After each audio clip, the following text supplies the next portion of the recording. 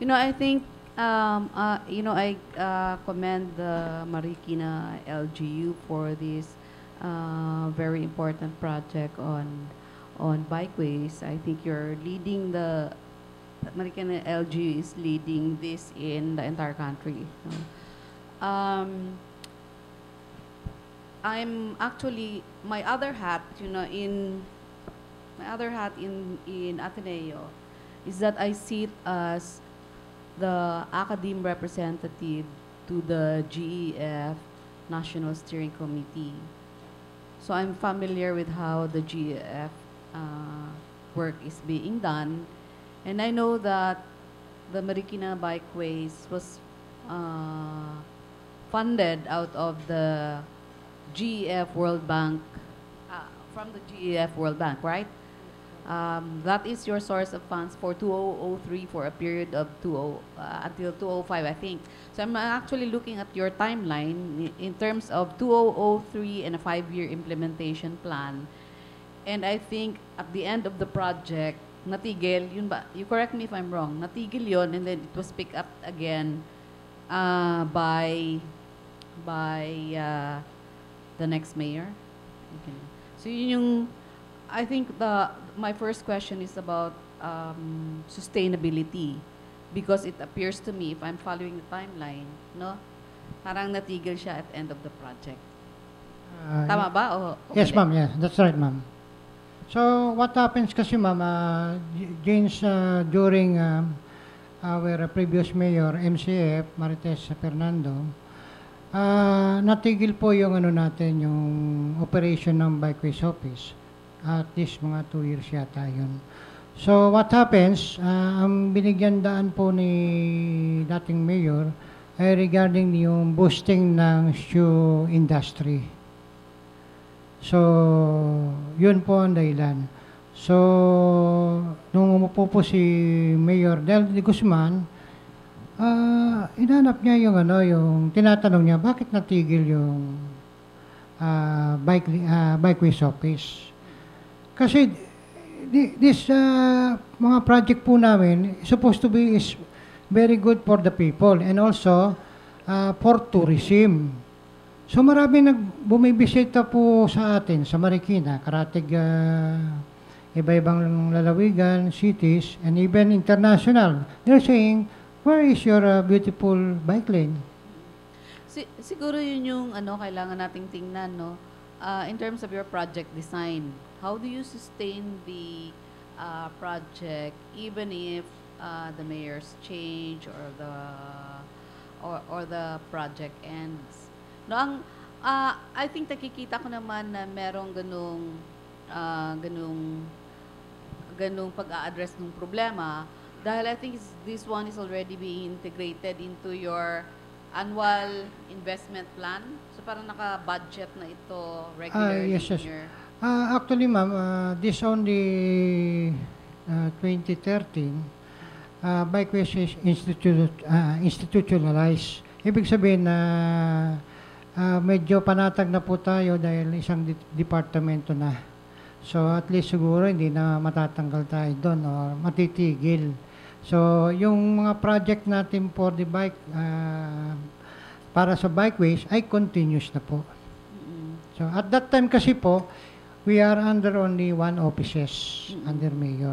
So pwede tayong itigil talaga. So on 2013, naging po tayo, isang departamento na. So regular na yung budget? Yes po. Na mainstream na dun sa LG operations. That's right po. Okay, so my next comment is actually on, kasi lumalabas that yung project design nyo, ang parang tinitingnan nyo lang na pondo ay galing sa LGU. No, when in fact there are actually other sources that can help you siguro further strengthen your Bikeways program. No, and I'm actually referring to a funding window which is also Jeff the Global Environment Facility. And this is actually a good example, no? Kasi baka pwedeng you can develop this further, no, para ma-submit doon because this is actually a follow-up to what they funded way back in 2003. No, it's a good thing that you already identified what problems that you encountered, no, in the implementation of the project kasi plus points yun. You can partner with ang maganda sa kasi when you apply for JEP, pwedeng LGU and then in partnership with other key stakeholders. So you have already identified key stakeholders that you will be partnering with. But dapat yung proposal nyo should show how this is aligned to bigger plans.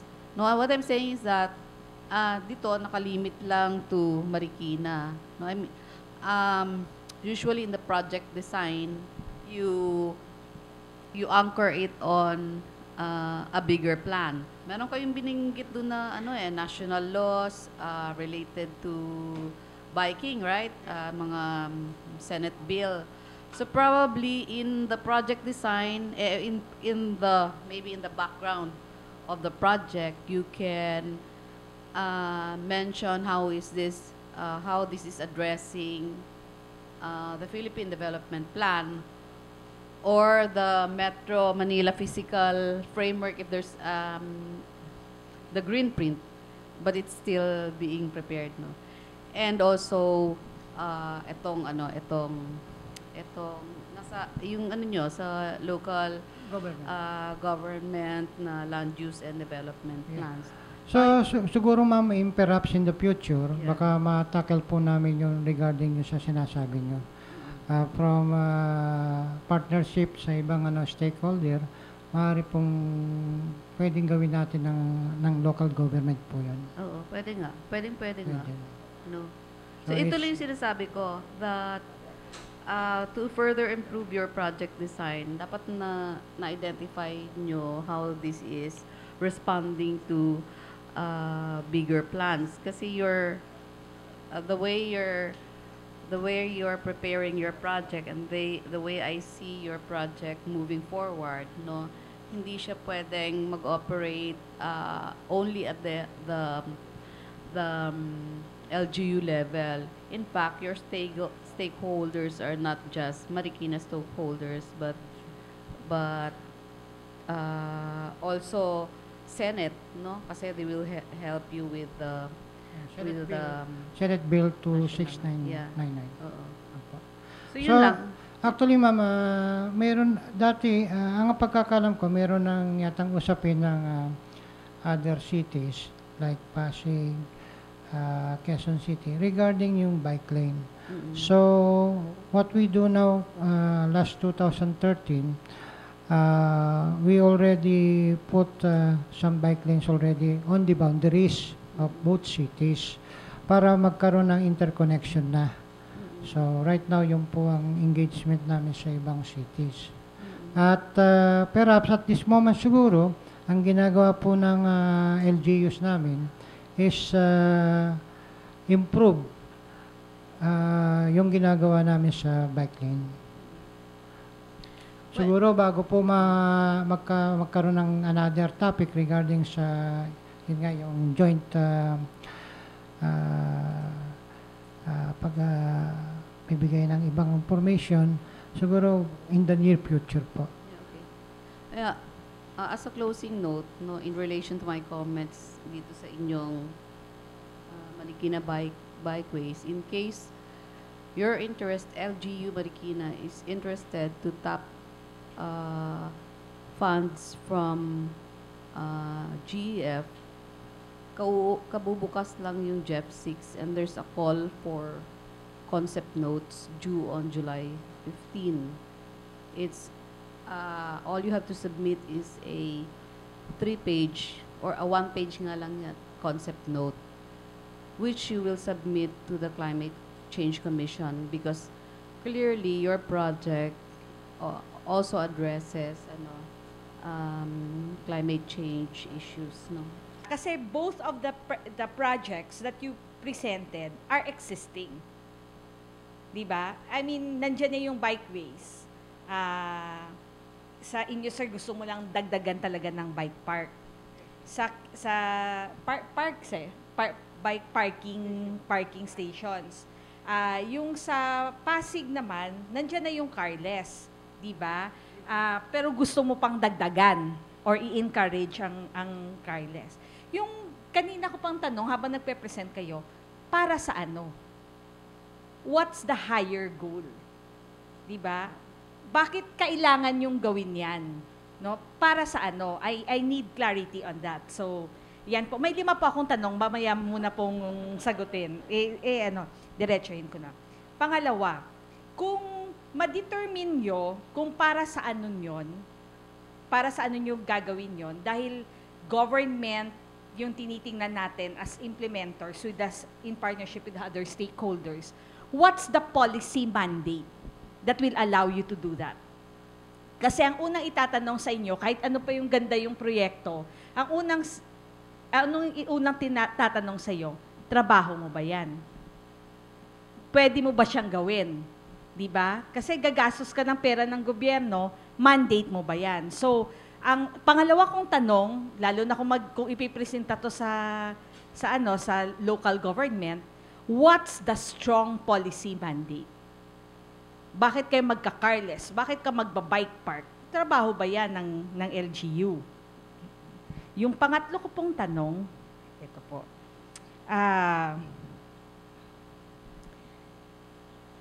Sinabi na ni Ma'am Jean, yung projects nyo will involve some degree of funding. Sa iyo po, sir, may infrastructure. Sa kay Kin, siguro, meron din, no? In terms, whether infrastructure or social mobilization. What, if I were the funder, if I were listening to your, if I were a potential donor, what will drive me to fund you? Dapat mabigyan niyo ako ng malalim na dahilan para pondohan ko yung project na yan. Bakit? Ano yon? Okay? Pang-apat na tanong. Oo, limay. Oo, tanong lang. Okay. Oo. Ang pang-apat ko na tanong, you are encouraging people to get on a bike. In the case of Marikina, you are encouraging people to walk. Okay? Pag sinabi mo kasing carless ka, dapat naglalakad ka. Or, to the very least, nagbabike ka. So, either bike or the car. Bakit? Diba? What's the value of carlessness? Yan yung tanong ko sa inyo. And for me, kasi ang problema kanina ni Kin, how do we sustain this, diba? What will encourage people? Ang mind-boggling kasi sa akin sa both presentations, both of your presentations showed na nagkakaroon ng carless, for example, intervention or nagkakaroon ng parang na-encourage ang people nagbabike pag may kasabay siyang event. Paano kung wala? Paano kung walang exercise? Paano kung wala si mayor? Paano kung walang tinda sa gilid? Paano kung walang bike, yung fun bike na klase? Magbabike ba sila? Or maglalakad ba sila? So, sa akin, bakit? If I am an ordinary citizen, what will encourage me to go on a bike or to take a walk? Last but not the least, yung panglima ko na observation, both of your interventions require lifestyle change. Lifestyle change. Diba? Kasi ayaw mo na silang pasakayin. Kung isusustain mo yan, ang ibig sabihin, maglalakad sila. Diba? Or magbabike na lang sila. Tapos, meron kayong sinabi na yung carless every Sunday. Yung bike, sir, araw-araw yon? O, araw-araw na yon. O. Sabi po sa psychology, you need a minimum of 26 You need to do something 26 times consistently for one act to become a habit. So within the context of your project design, kung yung aim mo ay maglakad yung mga tao at saka sumakay sa bike, within the time frame, yung sa Gantt chart nyo, madidevelop nyo ba yung habit na yon within the time frame that you gave for yourselves? Yun lang po.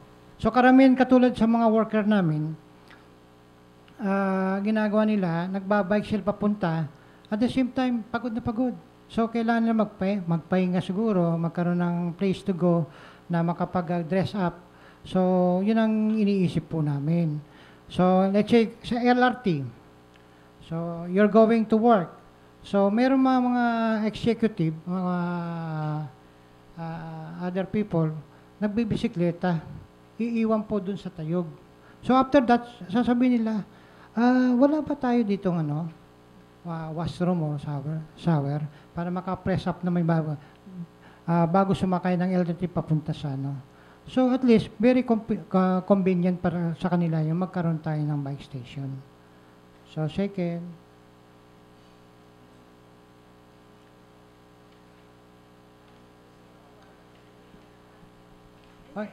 yung number 4. So yung number 4, yung tungkol dun sa bakit meron bikeways office. Kasi yung pagbibisikleta. So in-encourage po natin gumamit yung mga tao, yung lalo na yung pumapasok sa mga eskwelahan, pumapasok sa mga workplace, sa mall. Kasi nakakatipid po sila. Isang bagay na yan, nakakatipid. It is at saka very environmental friendly. Hindi nagbubuga ng emission. Isa pa yan, nakakatulong sa natin, pollution. Second, very good to our health kasi it's form of exercise. So kung ang mga taong pumapasok at ginagamit po yung bisikleta, malaking tulong sa kanila ito. Yung panglima po naman,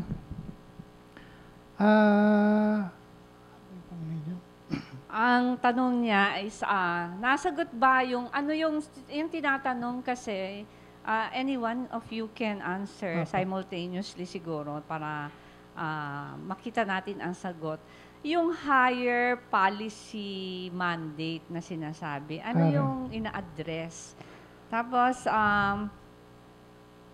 kasi nag-present kayo, sinabi nga ni Jeff na current itong mga programa. Ngayon, kung ini-scale up mo to, ano yung higher policy mandate na ina-address? So, any one of you can answer. Okay po. Sa part po ng Pasig Carless, una, bakit kailangan ina-upgrade namin yung existing Carless Sunday? Kasi nakita namin yung need doon sa ano ba yung nagiging nakita naming problem? Yung participation. So, kung yung participation, yung nagiging kakulangan doon sa Carless Sunday, nakita namin na kailangan magkaroon ng intervention doon sa monitoring and evaluation mechanism. Yung Carless Sunday, tingin ko yun yung pinaka inclusive mobility, non-motorized transport activity kasi involves yung pedestrianization, involves yung yung bicycle lanes, yung pagbabike, involves rin dito yung ating PWD. So, kung titingnan natin, ano ba yung magiging impact nito sa physical health? Meron. Dahil pinopromote niya yung walkability, bikeability, yung physical fitness. Sa environment naman, ano ba yung magiging tugon dito? Ito yung nag-a-address doon sa low carbon emission. So, nag-a-address rin siya sa clean air.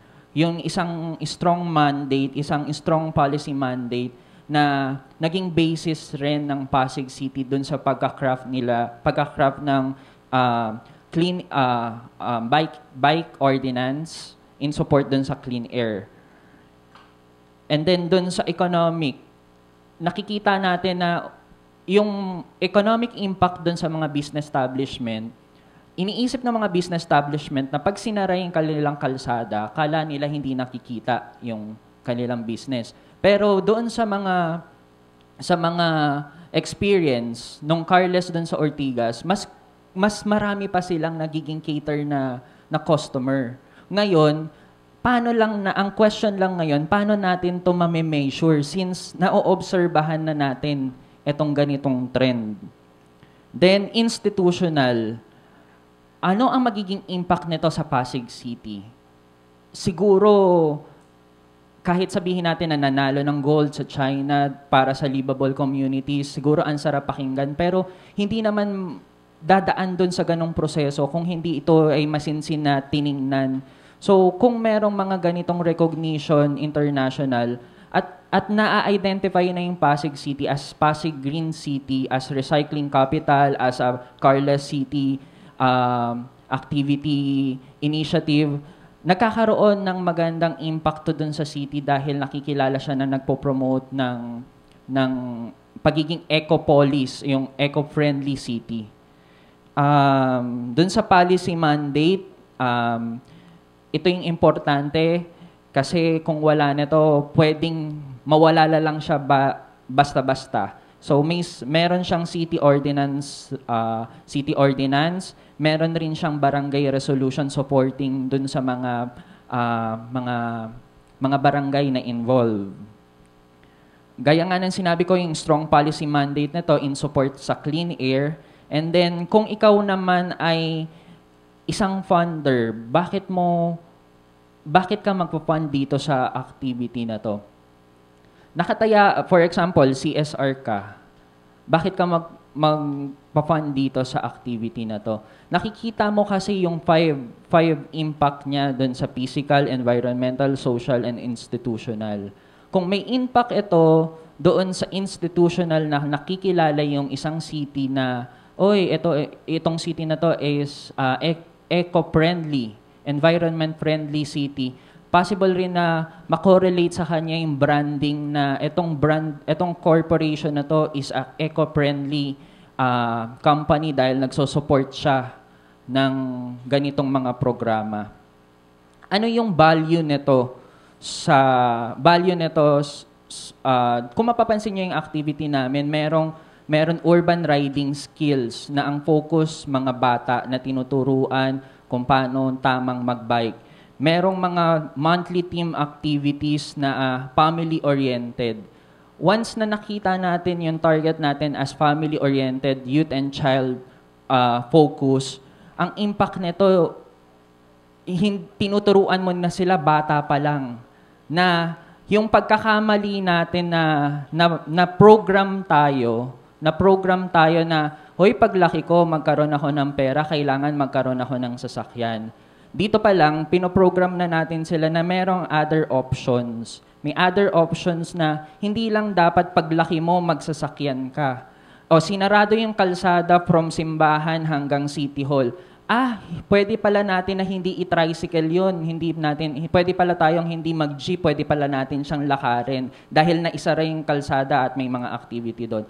Meron palang sinarado yung Emerald Avenue. Pwede pala akong maglakad simula doon sa MRT hanggang doon sa opisina ko dahil nakasarado. Napro-promote pa yung walkability, bikeability nito.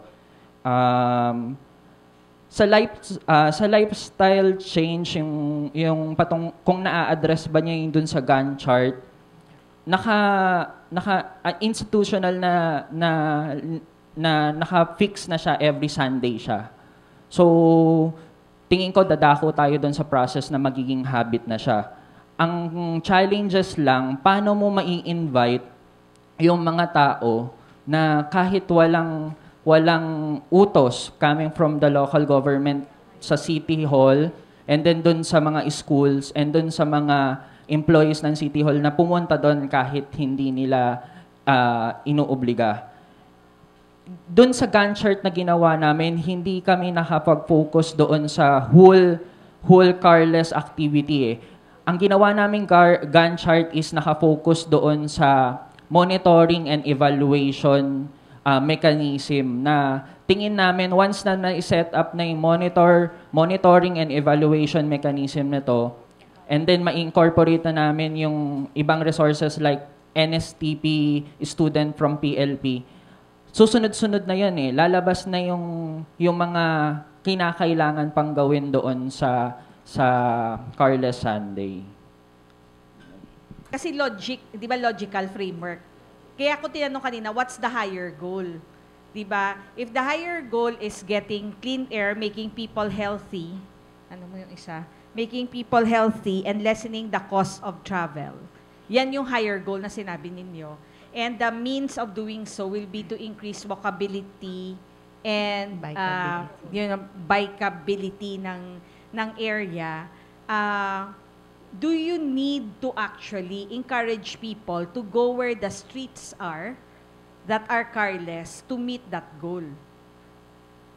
Kasi yun yung problema ni Kin eh. Kung linggo, kung walang pupunta sa Carles Sunday, hindi ba successful yung Carles Sunday mo? Di ba? Or kung hindi nila dadayuin yung bikeways mo sa specific events, kasi 73 kilometers yan. Successful ba or hindi? At the end of it all, yung goal mo to lessen the cost of travel, keep people healthy, and as you said, contribute to the environment. So every day, marami tayong nakikitang nagbabicycle, nagbibisikleta, lalo na dito sa River Park. They are enjoying bicycling every day as form of exercise. So it's not only form of exercise, but also going for work and for market, sometimes like that, and school. So habit na po ito ng tao. Even me, I'm taking bicycle also for work. I have 3 bicycles at home.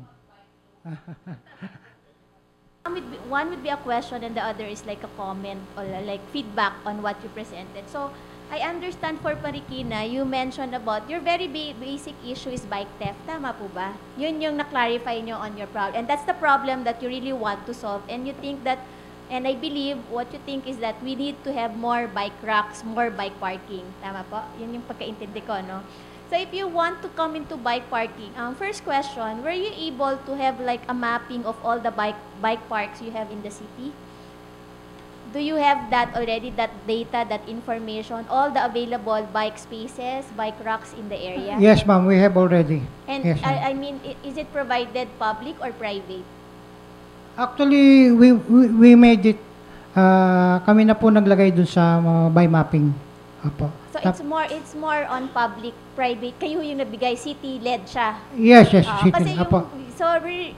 Related yung question ko on that kasi one of the thing I think na ni-raise nyo is sustainability. Tama po ba? And I don't understand why the city need to provide bike racks or bike parking for the private establishments or mga establishment. So maybe I want to share, I don't know if it's a policy that needs to be addressed na i-include na dun sa policy that you require establishment in the city to come up with their own bike racks. Kasi right now, all the buildings, we all know, pag may building, meron niyang for car park eh. Pero nalilimutan yung bike racks. So dapat, priority nga siguro po yung bike rack, easement at saka bike rack. Kasi sidewalk, as we all know, is because of our building code. It's something that we all need to address kasi priority kasi paragi namin tinitingnan really is the pedestrianization, di po ba? Tapos bike racks, bike lane, and I think congratulations to Marikina because you're actually leading eh. Leading na ho kayo doon eh. I think wala naman nung magko-question. In fact, kayo rin ang model ng Iloilo and even ng Davao. And other cities, even Pasig, I remember they've been looking and may mga sharing na ho of mga lessons. So I think yun yung gusto ko lang malaman kasi doon naman ho nag-advance, I think, yung Pasig. Kasi parang ni-require na nila yung mga buildings for them to come up with their own bike parking. On that regard, the city would, lessen na ho yung parang cost for you. But your office would just need to monitor that. Tama po ba? Then, I want also to focus on yung design. Kasi very interesting po yung sinasabi yung design. And I think that's something that the even national level can learn from. If we can have like a very inclusive kind of bicycle design. So I always think that bicycle parking parking design is actually to educate the people. So in other countries, so share ko lang for example, like sa Australia, yung bike rack nila parang design of a car to emphasize that this is what happened when you have more bikes on the road rather than cars. So it's a way to educate people and the motorists why we need to cycle. So na-highlight na naman yung environment. So that's one. And then the other is coming from the transportation perspective, and I think this is more of mobility. We also need to look into, I think, with your promotion of the bike parking, how it's connected with our terminals, loading and loading bay in the city. Then saka ho natin tingnan yung most national outside. Kasi I always believe that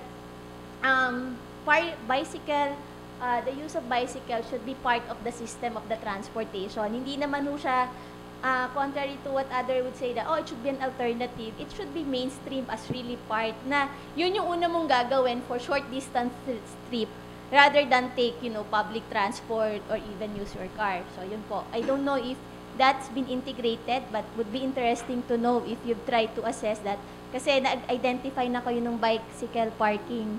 Then ano nga yung design na kailangan ba talaga ng may CR, may washroom, tama po ba yung nakita ko, diba? So, then yun nga, yung design, if we could design it na mas sustainability, yung design is really friendly, na hindi masyado magastos for the city. So, I think yun yung... Then the other is, I think we also need to hinge this program to a bigger, aside from the environment, maybe it would be interesting if you would try to look into your tourism development plan. And then the other is yung disaster risk reduction. Kasi right now, bicycle is one of the things na tinitingnan, especially when it comes to disaster. So, halimbawa, mga bicycle emergency, period. And I think si Jack, yun yung isang tinitingnan. Ano ba yung purpose natin? So, other than, really promoting it for environment, maybe the city can also try to look into the other means ng use ng bike. So, I don't know if your office have come up with bicycle emergency kit ba?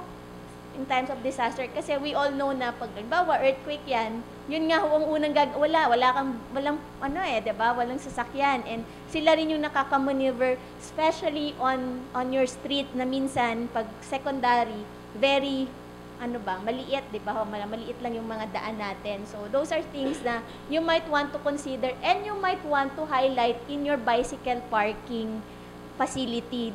Possibly, kung hindi yung government, baka pati nga yung GF, magamit nyo siya for the concept. So, yun. So, regarding dun sa yung sa bike rack natin, naglagay po kami ng mga bike rack through mga government institution at this moment. So, sa mga schools, sa market, and around city halls, no? Ang iba nga doon, hindi po nagsang-ayon. So, like Sumat, okay sa kanila. So, perhaps in the near future po, itatakal po ulit natin sa kanila regarding yung bike rack. Actually, marami talagang nagpupunta na nakabisikleta. Nagtatanong talaga kung kailangan ba natin maglagay ng...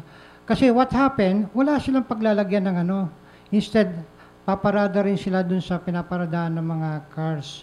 So, at this moment, puro mga government institution ang mayroong mga bike rack. Sa barangay, and sa mga schools ng government and market and around city. So regarding dun sa traffic naman, traffic kasi sa traffic. Sige, baka gusto niyo. Ay, sir, ma'am, katapid niyo. Siya yung sasagot yata. Katabi niyo lang, ma'am. Ito pala. Sa lugar po ng Marikina, medyo lower po siya, konting ulan lang. Andun kaagad yung baha. Kaya nga po, ginagawa po namin, instead na ini-encourage namin yung especially sa community na instead na mag-buy ng sasakyan, much better siguro na mag-bike na lang. Especially yung climate change natin. In the reality, sa ngayon, mas lalong bumabata yung nagkakaroon ng high blood. So, mas nakakadagdag siya ng resistensya. Instead nga naman na, let's say for example, nung araw, ang habits ng bata talagang laro Yung katawan nila kumikilos, pinapawisan. Like ngayon, halos lahat ng bata ay nasa computer shop. And then yung sa traffic naman po, pilit po namin na ini-encourage. Quarterly, ini-educate namin, especially yung transport na may karapatan yung bikers na gumamit ng kalsada. Kaya nga, for the meantime, andun yung focus namin na i-push yung lahat ng violator dun sa paggamit ng bike lane. Ani mo nga naman yung bike lane, ani mo nga naman yung bike rack, o ang magpaparada naman ay motor, or paparada na may mga sasakyan. So, andun yung implemented namin na pinupustro namin yung batas na magkaroon na maging friendly yung Marikina, and then mabawasan yung traffic congestion, especially sa buong Metro Manila yung number one problem natin yung traffic congestion. Especially sa Marikina, lalo ngayon, nagiging outgoing, incoming siya in different na province, yung Rizal, especially Antipolo, San Mateo, halos lahat dinadaanan yung Marikina. Thank you po. Example, yung other operatives namin nasa mga disaster area. So in case na nangailangan sila ng tulong, yung mobilization at hindi makapasok kanya, andun po yung bikeways. Andan tumulong at ginagamit rin yung instead na yung mga sasakyan, bisikleta po ang tumatakbo. Thank you and congratulations also for Pasig. So yeah, I think na-mention ni Kim na na-involve ako masyado sa Pasig. But I want to highlight yung issue na ni-raise din ni Jack, di ba, na ano nga yung higher purpose. So earlier, we've discussed that, I think as a part kasi ako ng technical working group, and I think you've highlighted that. I don't know kung ano nga nang nangyari. Pero yung higher purpose, I think, initially of the CARDES is really to educate. Supposed to be car-free kasi yan Pero yung car-free nga, maraming parang tumaas yung kilay because the idea of car-free is really something. So I always highlight na no, it's just trying to educate the motorists to actually, to be able to understand why we need to respect, you know, the pedestrian and the cyclist. And I think that was the idea ng kaya siya naging carless, kasi sinasabi namin na pag carless, you can tell the motorist na the efficient use of carpooling, and then walk from the parking area to the carless street. But anyway, going back to what you presented earlier, I think yung objective is really not really just to monitor, you know, the carless street, but is actually to try to have more carless streets in the city. Pero more than anything else, before going to that level, have we really assessed the three areas, Ortigas, Caruncio, and Pineda, in terms of its walkability? Diba? Kasi yung carless street really is for road sharing yan. But before you go go carless, I think, we need to understand, kasi I think hina-highlight nga ni Jack earlier, kailangan ba talaga na may activity? What's happening with the carless street, nagiging activity-based siya. And I think that's really an issue when it comes to sustainability, maybe when it comes to the political dynamics, you know. Pero once kasi, what we want, I think from the perspective of a transportation system, we want to ensure that the road that we have is actually have a walkable street or a pedestrian space catering for the people. The roads kasi, the role of the road naman talaga is to move people inside the vehicle perhaps. The more. So, dapat efficient, effective. Kaya nga, promote natin yung mass public transport, even para-transit. Para-transit is basically sa technical term ng mga jeep, tricycle, diba? Kaya nga may ganun Pero, more than anything, ang priority kasi ng car-free is it really, have the city done a walkability, you know, assessment of the three areas muna? And what will happen nga pag wala yung mga activity? Kasi right now, I live in Ortigas. I know that it's really working. It's working in a way, ang nakakatawa nga doon, karamihan na gumagamit nung pagbabike and everything, yung mga naglalakad doon, ang daming foreigners. Parang pinupuntahan pa siya ng foreigners because apparently they see the area. Of course, the other, if you notice, diba, sabi nga ni Mayor doon sa presentation kanina, iba't ibang description ng street nyo diba? Yung Pineda, yung Caruncio, medyo middle class, yung Pineda, urban poor area yan. But ang first question is, do they have a walkable space? And if so, possible ba na talagang ma-implement after the carless? Pwede bang ma-integrate ang road sharing, meaning yung ating bicycle lane na shared bike lanes? Because I don't think we can come up with the protected bike lane in the area, possible, pwede. In the middle, pwede ka maglagay ng mga boulders. But, yeah, maybe yun yung gusto kong itanong. Before going on the monitoring, evaluation part of your project. Kasi madali namang solusyonan yung mga issue nung sa pets. Actually, maganda yun pwedeng activity yun. Kasi yung mga pet lovers in the city are actually looking for a space. So you can actually come up with an event on that. Pero hindi mo yun, I don't think magagawa mo siya na regular. I have a experience yung mga pet, and kailangan din natin i-educate yung community. Pag may mga pets, dapat naman may dala ka talaga na, alam mo yon, yung para sa sa waste nila. 'Di ba? For the parang plastic. Ganun yung ginagawa abroad Hindi ko nga alam bakit dito talagang pinababayaan ng mga may-ari ng sasakyan na ano ka lang, mag-ano ka lang diyan, dumumi ka lang anywhere. Sa abroad, pinupulo talaga 'yun ng owner. So that's something na pwedeng part of the education. So basically, 'yun lang po yung gusto ko